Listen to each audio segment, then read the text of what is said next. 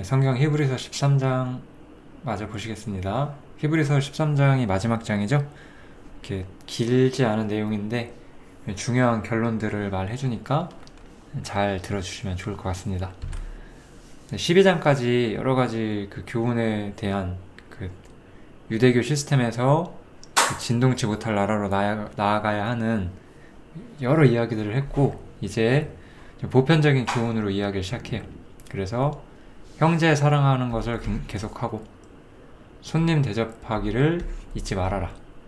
부지 중에 천사들을 대접한 이들이 있었다. 요 사람들이 아마도 아브라함을 뜻하는 거겠죠? 또 있을 수 있겠죠. 그리고 아브라함 외에도. 그리고 자기도 함께 갇힌 것 같이 갇힌 자를 생각하고 자기도 몸을 가졌은즉 학대받는 자를 생각하라. 이 이야기를 좀 보면 보편적으로 이웃에게 선을 계속해서 베풀어야 하는 거. 우리가 그리스도인으로 사는 데 있어서 이 선이라는 거는 정말 빼놓을 수가 없는 거거든요. 그래서 보편적으로 우리가 선을 베푸는 것이 얼마나 중요한 일인가를 이야기를 해주고 있습니다. 그 다음에 이제 사랑에 대한 이야기가 좀 나오는데 두 가지 좀 경고를 하고 있어요. 혼인을 귀히 여기고 침소를 더럽히지 마라. 음행하는 자들과 간음하는 자들을 하나님이 심판하실 것이다. 이렇게 나오고, 그 다음 돈을 사랑치 말고 있는 바를 족한 줄로 알라. 이렇게 나오죠. 그러니까 여기서는 결국 이 돈을 사랑하는 것은 악이라고 말을 하는 거죠. 그 다음에 이 혼인을 귀히 여기고 혼인 밖에 있는 어떠한 것들을 추구하는 것, 그런 데서 사랑을 추구한다든지 이런 것들도 성경에서는 허용하지 않는다는 거, 너무나 당연한 교훈이기 때문에 제가 그렇게 길게 말할 필요가 없을 것 같습니다. 왜냐면 그런데 좀 제가 이 두 가지 내용을 보면서 좀 배운 것은 결국 사랑의 본연은 무엇이냐라고 했을 때 사랑은 하나님으로부터 나와야 한다는 거예요. 근데 이제 여기서 돈을 사랑한다는 거, 그 다음에 여기서 이제 뭐 음행을 추구한다든가 이런 것들은 결론을 보면은 결국 자기 정욕과 자기 추구 혹은 자기 갈망, 결국은 자기가 원하는 것을 스스로 얻고자 한다는 거죠. 이런 것들은 진정한 사랑의 모습이 아니다. 이렇게 생각해 주시면 좋을 것 같습니다. 항상 돈을 사랑하지 말고 있는 바를 족한 줄로 아는 거 너무나 중요하죠. 자족은 하나님 앞에서 우리가 어떤 온전한 상태에 있을 수 있는 아주 중요한 비결 중에 하나예요. 사실 왜 우리가 자기 정욕, 자기 추구, 자기 갈망을 따라갈까요? 만족하지 않기 때문이거든요. 자족하지 않기 때문에. 지금 내가 가진 상황이 하나님께서 내게 주신 최선의 상황이라는 것을 내가 안 믿으니까. 내가 여기서 뭔가를 더 얻기를 바라고, 내가 무언가를 더 갖기를 바라고, 그런 것들을 위해서 자신의 어떤 의지를 사용하고, 이런 것들이 항상 선치 못하다고 제가 정말 10년 넘게 이야기를 해오고 있죠. 있는 바를 족한 줄로 아셔야 돼요. 나에게 무언가 가진 게 없다면, 하나님께서 내게 많은 걸 허락해주지 않았다면 그냥 그대로, 그게 하나님께서 내가 더 온전히 신앙생활을 할 수 있게끔 만들어주신 거니까, 거기서 내가 내 뜻대로 무언가를 얻고자 하면은 그 얻은 대가가 엄청나게 클 수가 있어요. 그것 때문에 우리는 신앙의 어떤 에너지를 잃게 되고 하나님을 나의 전부로서 갖는 데 있어서 방해를 받고, 우리 12장에서도 이야기했었죠? 얽매이기 쉬운 죄들, 모든 무거운 것들, 그런 것들이잖아요. 우리가 있는 바를 족한 줄로 알지 않고 얻는 것은 결국은 나를 무겁게 하는 것밖에 안 되잖아요. 그런데도 굳이 얻죠. 그리고 나서 그것 때문에 더 큰 무게를 경험하게 되는 거죠. 이런 것들은 결국 진정한 의미의 사랑이 아니라는 거예요. 이런 것들은 자기가 좋아하는 걸 쫓아가는 것일 뿐이죠. 이 자족하는 가운데 하나님을 신뢰하는 것, 이것이 진정한 사랑의 모습이다. 이런 이야기를 히브리서 13장에서 조금 해주고 있죠. 예. 그렇기 때문에 우리 하나님을 의지해야 되겠죠? 그러므로 우리가 담대히 가로되 주는 나를 돕는 자시니 내가 무서워 아니하겠노라. 사람이 내게 어찌하리요 하노라. 예, 뭐 그냥 우리가 누구나 다 읽고 나서 결국 내가 무서워해야 되고 그런 것들은 사람이 아니라는 거, 사람은 내게 아무것도 아니라는 것을 정말 다시 한번 이야기해주고 있죠. 하나님께서는 이런 구절이 있어요. 너희는 어찌하여 풀같은 인자를 의지하느냐, 이런 구절이 있거든요. 우리는 사람을 의지해서는 안 돼요. 우리가 의지해야 되는 것은 바로 오직 하나님 한 분뿐이죠. 이것이 모든 상황에서 내 마음을 다잡고 내 마음이 안전할 수 있는 사실 최고의 비결이에요. 사람을 의지하면 올무에 걸리거니와, 이런 구절도 있죠. 하나님을 의지하셔야 돼요. 하나님을 신뢰하고 하나님만이 내가 정말로 의존할 분이라는 것을 항상 생각하는 것, 그것만큼 귀중한 것이 없다라고 우리가 생각할 수 있겠습니다. 그 다음에 이제 하나님의 말씀을 너희에게 이르고 너희를 인도하던 자들을 생각하며 저희 행실의 종말을 주의하여 보고 저희 믿음을 본받으라.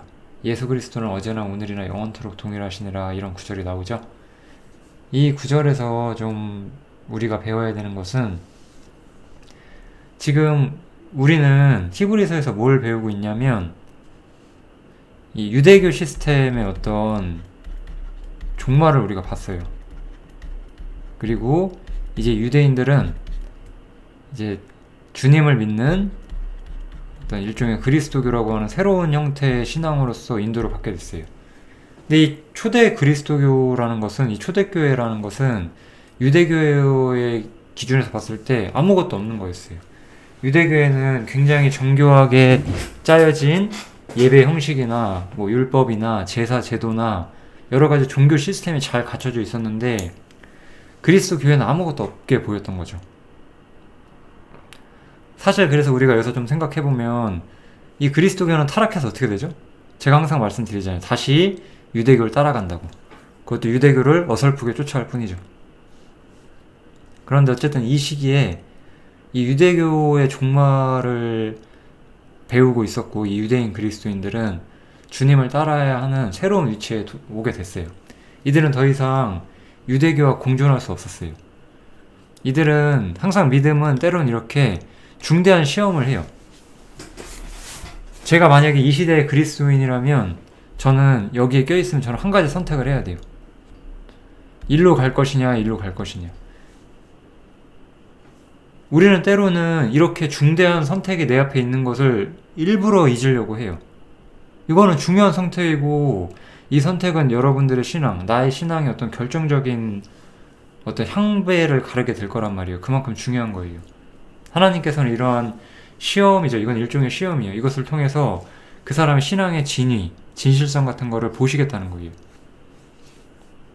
그래서 이 사람은 결국은 이쪽으로 와야 된다는 지금 어떤 촉구를 계속해서 히브리서에서 받았고, 그렇다면 이 그리스도교 안에는 사실 이때는 아무것도 없었어요.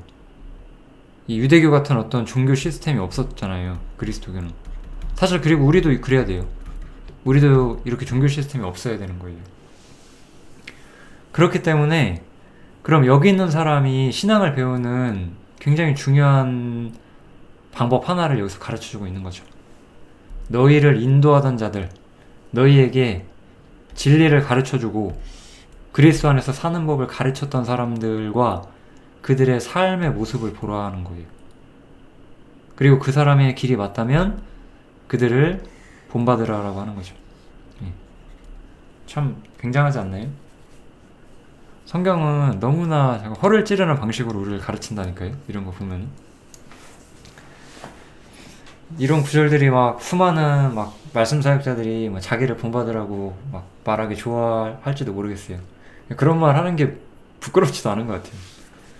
민망하잖아요. 말씀 사역자가 이 구절을 자기를 본받으라고 말한다는 것은.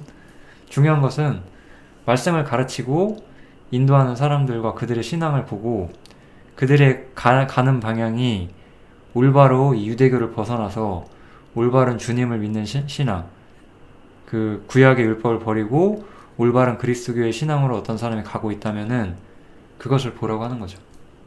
왜냐면 예수 그리스도는 어제나 오늘이나 영원토록 동일하시기 때문에. 저는 이 구절이 여기랑 상당히 연결 관계가 있다라고 생각을 해요. 좀 되게 생뚱맞게 보이긴 하는데, 왜냐면 항상 믿음은 좁은 길이었어요. 저는 이걸 말하는 것 같아요. 믿음은 좁은 길이라는 거. 언제나 하나님의 말씀을 이루고 하나님의 말씀을 사람들에게 가르치고 그들을 인도하는 사람들은 다수의 반대를 받았어요. 항상 다수의 반대를 받았어요. 그러면 우리가 여기 서 있다고 했을 때 이 다수가 맞다고 하니까 쉽게 다수를 따르고 싶은 마음이 생길 수 있는데 아니죠. 물론 소수라고 100% 맞는 건 아니겠지만 그들의 가르치는 바와 그들의 행실의 종말을 주의해서 보고 올바른 믿음을 따라가야 돼요. 그것이 일종의 모든 사람이 말씀을 가르치는 사람이나 인도자가 되는 건 아니니까 현실적으로. 그렇기 때문에 주님을 따르는 하나의 방법으로서 제시가 되고 있죠. 종교 체계가 아니라 믿음의 사람을 따르라고. 언제나 그랬어요. 언제나. 예수님 당대에 유대교가 아주 득세하고 있을 때 바리새인과 서기관들이 아주 정말 그 엄청난 그 권력과 어떤 그 종교에서 자리를 차지하고 있을 때 세례 요한하고 예수님은 저 멀리 떨어진 광야에서 진리를 전했고 그것을 쫓던 사람들은 올바른 사람이라는 것을 보였잖아요. 똑같아요. 지금도. 지금 진리의 말씀은 의리의리한 종교 시스템 속에 있을 수가 없어요. 왜냐? 그것은 성경의 가르침과 이미 벗어나 있잖아요. 그렇기 때문에 올바른 말씀을 가르치고 인도하는 자들을 보고 그들을 본받으라고 이렇게 하나의 방법을 제시를 해주고 있죠. 마찬가지로 다른 교훈에 끌리지 말라는 교훈이 더해지고 있어요. 여기서 이제 여기 보면 이제 식물 얘기가 나오는데 이 식물 얘기는 또 상당히 유대교에서는 중요하죠. 유대교는 먹는 것 가지고도 어떤 이게 성별의 수단이었잖아요. 유대교에서 부정하다고 정해진 걸 먹는 것은 부정한 거였어요. 그러나 사실 우리 교회는 부정한 음식이란 것은 없다라는 새로운 가르침이 왔죠. 마음은 은혜로서 굳게 하는 것이 아름답다는 거예요. 뭐 식물을 먹고 마시고 이 식물만 예라는 게 아니잖아요. 여러 가지 종교 예식을 가지고 우리가 뭘 하는 게 아니라는 거예요. 아무것도 아니라는 거죠. 이런 것들은. 이런 것들이 아니라 우리한테 진짜 중요한 것은 은혜로서 마음을 굳게 하는 것. 그것이 바로 아름다운 것이다. 이 이야기를 지금 해주고 있는 거죠.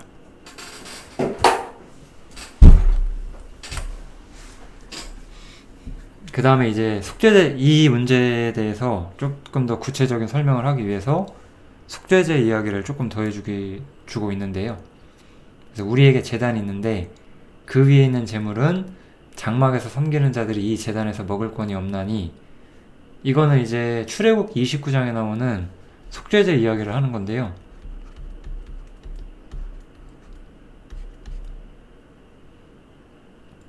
여기에 보면 여기 써 있어요. 죄를 위한 짐승의 피는 대제사장이 가지고 성소에 들어가고, 그 다음에 그 육체는 영문 밖에서 불사름이다, 이렇게 나오죠. 그러니까 짐승을 죽여서 피는 대제사장이 가지고 성소에 들어가고 육체는 영문 밖에서 불사른다라고 해요. 근데 이것이 바로 무엇이냐? 이것은 예표고 진짜 메시지는 바로 예수님이다, 이렇게 이야기를 하는 거죠. 참 엄청난, 이 히브리서를 쓴 사람은 성경에 대한 정말 독보적인 통찰력을 가지고 있어요.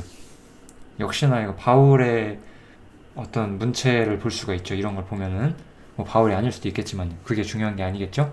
아무튼 이 사람은 그래서 이 피는 대제사장이 가지고 성소에 들어간대요.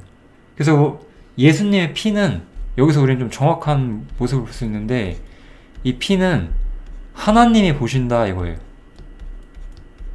하나님께서 이 피를 보시겠다는 거예요. 그리고 하나님께서 이 피를 보시고 자신의 계획에 만족하셨기 때문에 여기서부터 모든 축복이 시작된다라고 보는 거예요, 성경은. 그죠? 그런데 그 육체는 영문 밖에서 불사르게 되는데, 이것이 바로 예수님께서 자기 피로써 백성을 거룩해 하려고 피를 흘리셨고, 이 피를 흘리셨는데, 보세요. 이게 문맥이 되게 중요하거든요. 이 피를 사실 예수님은 땅에서 쏟으셨잖아요. 땅에서 쏟으셨지만 이것은 어디로 갔어요? 하나님이 땅에 쏟아지는 예수님의 피를 진짜로 보신 거잖아요. 하나님께서 예수님의 피를 보시고 만족한 거잖아요. 그렇지만 예수님의 육체는 누가 봐요? 그 성문 밖에서, 그 예루살렘 바깥에 골고다에서 십자가에 달리셨잖아요. 그 얘기를 하는 거예요, 지금. 그래서 성문 밖에서 고난을 받으셨다라고 이렇게 설명을 하는 거죠. 속죄제사를 적용하고 있는 거예요. 그래서 예수님의 죽음은 하나님께서는 그 피를 통해서 모든 죄로 인한 모든 문제, 죄로 인해 들어오게 된 저주와 모든 문제들을 해결하시는 완벽한 축복의 수단으로 하나님께서 보셨고, 하나님께 가는 성소로 가는 길을 여셨잖아요. 히브리서 우리가 9장 10장에서 봤던 것처럼. 그리고 이제 우리 유대인들의 입장에서 봤을 때 그것은 영문 밖에서 불사른 것처럼 예수님은 성전이 아니라 성전 바깥에서 고난을 받으셨다는 거예요.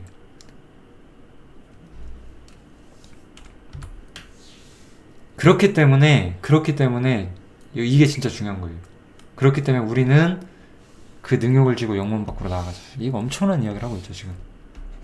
영문 밖이 어디? 종교 시스템 밖이잖아요. 유대교 시스템 밖. 이게 엄청난 결론 아닌가요, 지금? 영문 밖으로 나아가자. 이거는 정말 누구도 부인할 수 없는 히브리서 논리거든요. 여기서 우리는 굉장히 중요한 사람을 하나 예를 들고 싶은데, 저는 모세 예를 좀 들어주고 싶어요.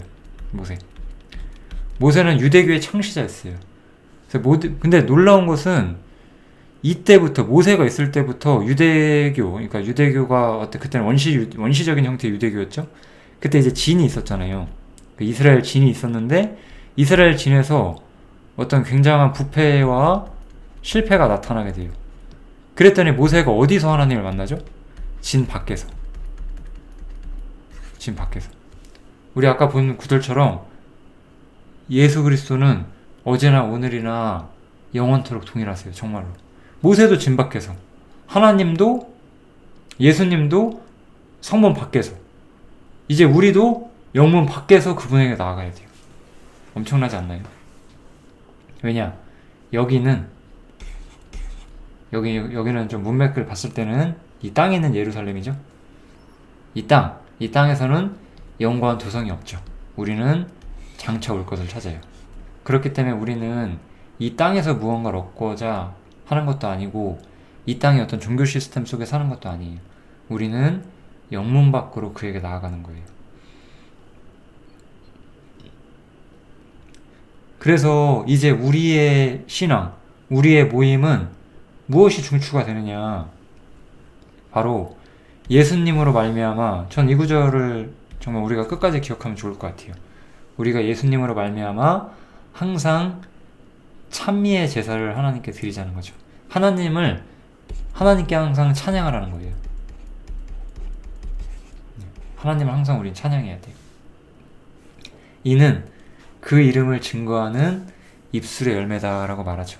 우리가 하나님을 찬양하는 것은 우리가 예수님과 하나님의 복음과 위대함을 나타내는 최고의 표현이다라고 말하는 거예요.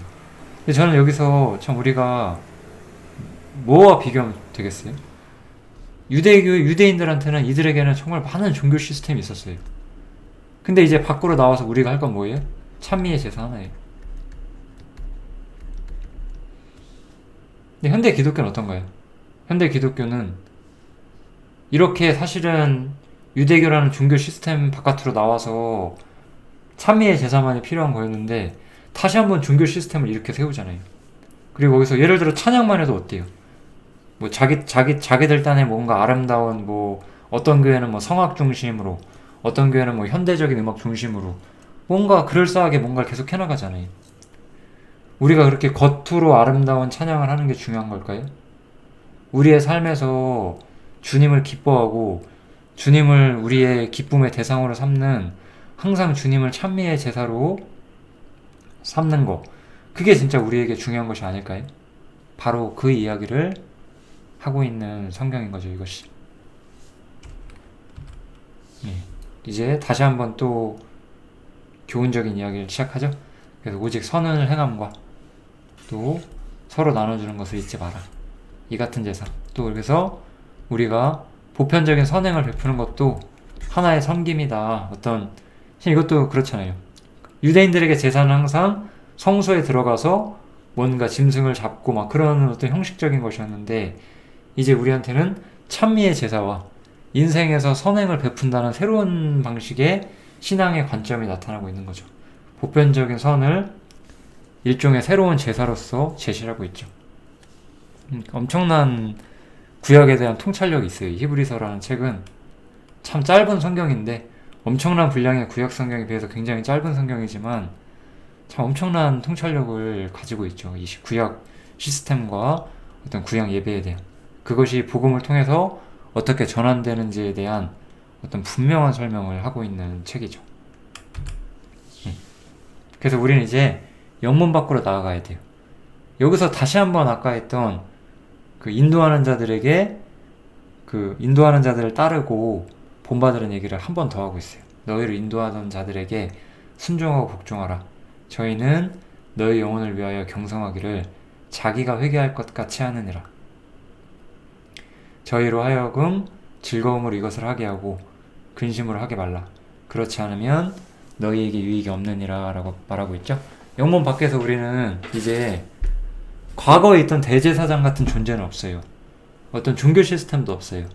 그렇지만 올바른 신앙을 추구하고 그것을 가르치는 사람들에게 따르라고 말하는 거예요.